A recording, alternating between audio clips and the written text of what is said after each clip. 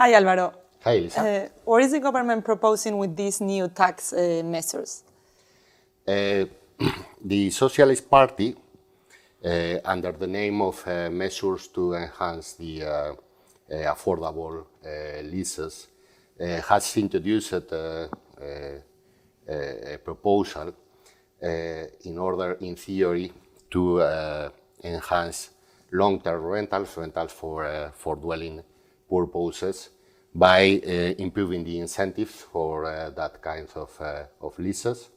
Also, they have proposed that SOCIMIS, which is a kind of a special quote company which is intended for lease, that kind of companies should, from now on, should start paying a higher tax rate of a 25% instead of a 15% on non-distributed profits, so that this, in theory, should also incentivize that the properties are intended or are assigned to rental by other kinds of owners instead of these kinds of SOCIMIS.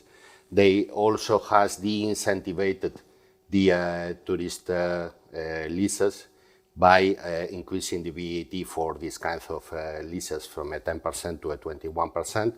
And probably the most important measure, which is that second-hand properties, instead of a 7% transfer tax, they were subject upon their purchase in Andalusia.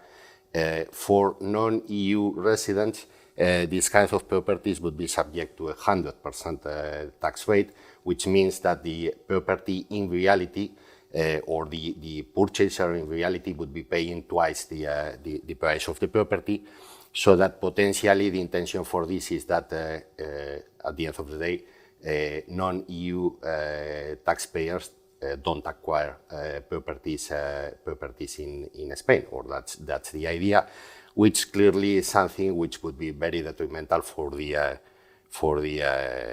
real estate market, and probably would make that the economy it would be detrimental for the whole economy as well. And Elisa, further to this explanation of Álvaro, do you think that this measure could be potentially considered as contrary to the European Union law?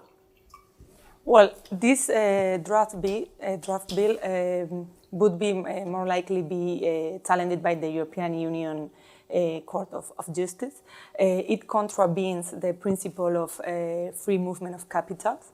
Article 63 of the Treaty of Functioning of the European Union established the free movement of capitals not only between European Union member states, but also between any European Union member state and any third country.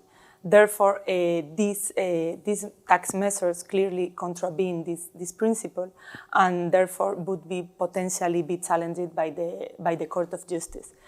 It is not the first time that did happen. In the past, the Court of Justice have challenged some Spanish tax measures, such as the inheritance tax law, and also the wealth tax and the solidarity tax on high net worth individual have had to have been modified to comply with the European Union laws. Mm-hmm. Do you think, is there any other principle that can be contravened by these tax measures? Yes, sure. Probably the main point concerned here is the confiscatory nature of this tax. A tax which applicable tax rate is 100% on the value of the property could be feasible and easily considered as a confiscatory one. And how likely is that this draft bill will be passed? At the end of the day, this answer is more a political issue than a technical tax matter. But the main point to be considered here is the weakness of the government that ultimately has proposed this new measure to be implemented, the weakness that they have in the Spanish parliament.